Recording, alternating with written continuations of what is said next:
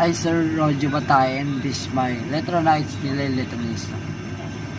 Provide a biblical passage that captures your learning journey. Number 1. Answer: I learned the importance of community and the people around us. Number 2. What are the significant learning activities that I have done in the module?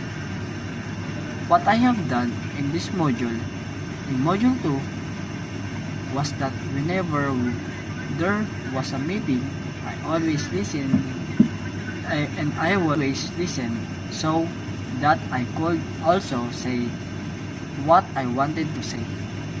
Number 3. What are the significant realization or learnings that made an impact on my formations as a Letronite in this module? I am satisfied with my work and performance in the course of this module because I can finish it completely, and even if it is difficult to do other work. Number 4.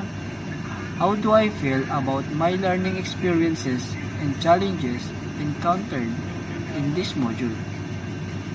I am satisfied with my work